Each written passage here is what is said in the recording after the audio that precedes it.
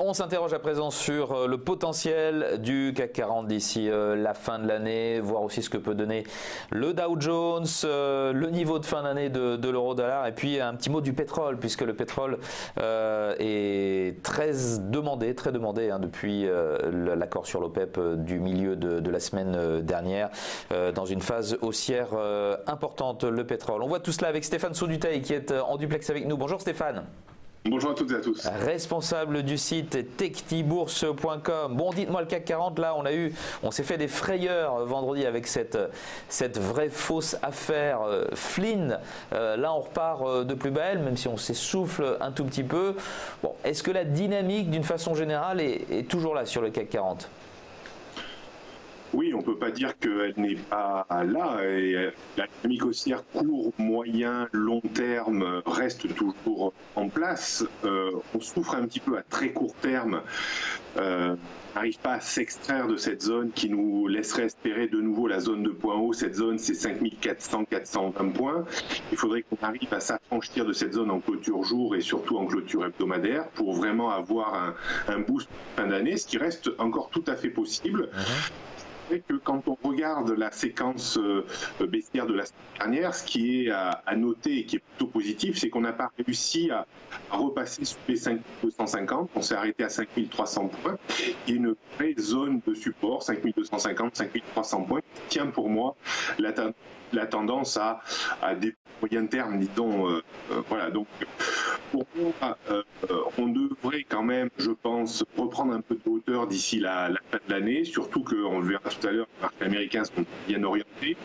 On souffre également un tout petit peu de cette reprise de l'euro, on le verra tout à l'heure, mais pas tant la reprise de l'euro, des fois la vélocité de cette reprise, des fois on est capable de reprendre sur l'euro 50 à 100 pips en quelques heures, et c'est surtout les soubresauts importants qui déséquilibrent, déstabilisent un petit peu le CAC 40, même si je pense que le niveau de l'euro jusqu'à 1,21 n'est pas trop préjudiciable pour l'indice parisien. Au-dessus, ça serait vraiment problématique. Mais bon, je pense qu'on est peut-être en train finalement de consolider encore cette hausse très importante qu'on a eue entre septembre et octobre, et que le CAC 40 peut-être recharge un petit peu ses positions pour peut-être une fin un peu plus tonitruante. Très bien, on va passer au Dow Jones maintenant parce que bon, bien entendu le marché américain est le marché directeur, et là on est clairement à des plus hauts historiques, même si on a un petit peu corrigé vendredi avec ces histoires de Flynn. Finalement, on n'a pas perdu grand-chose, 0,2% après une journée pareille. Et avant que ne tombe la nouvelle du vote de la réforme fiscale au Sénat, c'est quand même assez remarquable.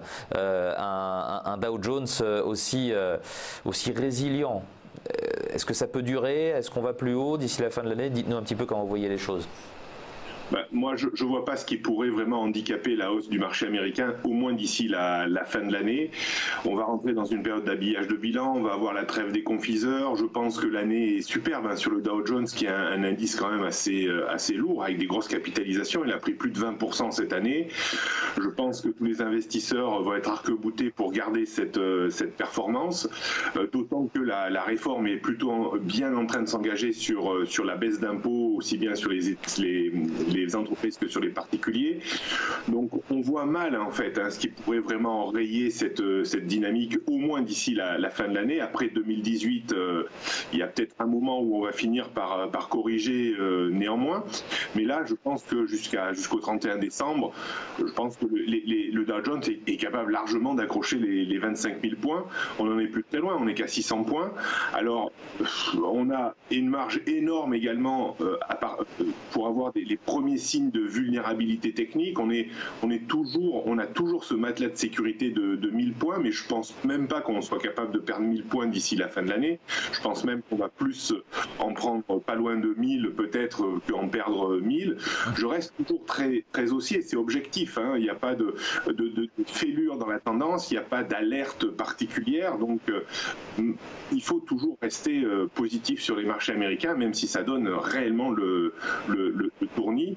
Alors maintenant, il faut simplement espérer que cette bonne tenue des marchés américains, qui voient toujours le verre à moitié plein et pas à moitié vide, on l'a vu vendredi dernier, eh bien, aide le CAC 40 à finir à proximité peut-être de cette zone de poids haut, 5005, 5550, voire peut-être un poil plus haut. 5005, 5550 et peut-être donc objectif 25 000 sur le Dow Jones. L'euro-dollar, justement, vous en parliez à propos du CAC 40. Dans quelle mesure est-ce que ça peut constituer un frein pour le CAC à ces niveaux-là? Alors, ça avait l'évolution de l'euro est assez intéressante à analyser, puisque quand on est passé de 1,13 à 1,17, on reparlait vraiment de cette appréciation de l'euro, que ça allait peser sur les entreprises françaises. Ça a été un petit souci pendant un temps, et puis finalement on a été vaccinés. On s'est habitué, les intervenants, les investisseurs, peut-être des chefs d'entreprise se sont habitués à voir un euro un peu plus fort que ces dernières semaines, et le débordement de 1,17 qui était vraiment un choc pour moi aussi important, et qui l'a même porté à 1,21 au plus haut au mois de septembre, et dès qu'on a rebaissé un petit peu, on a vu cette envolée des actions en septembre-octobre, et puis je crois que, comme je le disais en préambule, je pense que le niveau de l'euro est accepté. Alors je ne sais pas s'il est acceptable, mais il est accepté par beaucoup d'intervenants entre, disons, 1,17 et 1,21. Je pense qu'on va rester dans cette fourchette d'ici la fin de l'année. Attention quand même, le débordement de 1,21, ça serait peut-être un signe noir, avec peut-être la hausse du pétrole, comme on le verra tout à l'heure, qu'il faudra surveiller pour 2018, parce que la tendance reste quand même majoritairement haussière sur l'euro-dollar, et si on mesure objectivement l'objectif qui a été libéré lorsqu'on a débordé un 17 au mois d'août dernier, on pourrait monter sur un 25, un 30, mais peut-être pas immédiatement, à échéance plusieurs mois. Et ça pourrait être possible s'il n'y a pas d'accident majeur dans la zone euro aux États-Unis et que Mario Draghi continue à baisser son quantitative easing, auquel cas c'est plus appréciant que dépréciant pour l'euro-dollar. Puis vous vouliez nous parler du pétrole. Alors le pétrole, c'est le phénomène de la semaine passée, depuis donc l'accord de Vienne qui prolonge les baisses de production jusqu'à la fin de 2018. Eh bien, on n'arrête pas de progresser sur le pétrole, alors qu'on consolidait un petit peu à l'approche de cette réunion, mais bon, on n'a pas du tout vendu sur la nouvelle, bien au contraire, on continue d'acheter, on est un petit peu stable, donc en ce début de semaine, ça peut continuer jusqu'où et à partir de quel niveau on considère que ça va trop vite, c'est trop élevé et ça peut gêner les marchés? Alors, je pense que graphiquement, on a vraiment une très bonne indication quant à tout ça. Je n'ai pas caché sur votre antenne que j'étais très haussier sur le pétrole depuis plusieurs semaines et mois et presque maintenant 2 années. On a une longue phase de congestion entre 42 et 55 dollars sur le WTI américain. Le débordement de 55 dollars il y a quelques semaines est pour moi un événement assez intéressant et important, puisqu'il prolonge finalement cette tendance haussière qui est à la reprise depuis début 2016.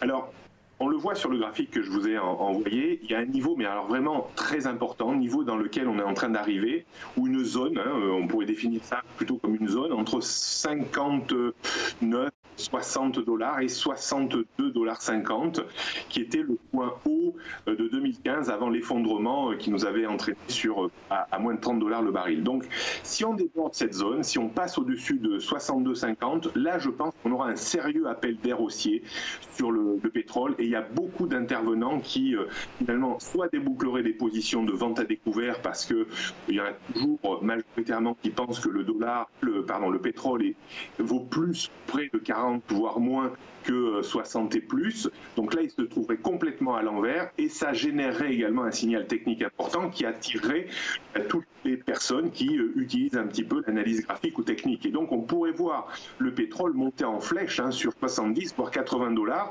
ce qui prendrait à rebrousse-poil vraiment totalement le consensus. Et là également, ça peut être un des signes noirs qui pourrait déstabiliser les marchés d'actions en 2018. Je pense que le pétrole puisse, d'ici la fin d'année, déborder les 62,50, mais attention peut-être dans les premières semaines de 2018. Je pense qu'il y a potentiellement quelques signes noirs à droite et à gauche qui pourraient provoquer une correction, à mon sens, légitime et importante sur les marchés d'actions, principalement peut-être aux États-Unis. Donc le pétrole qui monte, c'est bien, mais il ne faudrait pas que ça monte de trop, parce que là, on commencerait à s'inquiéter. Merci beaucoup Stéphane Sauduteil d'avoir été avec nous en ce début de semaine. Stéphane Sauduteil, responsable du site technibourse.com.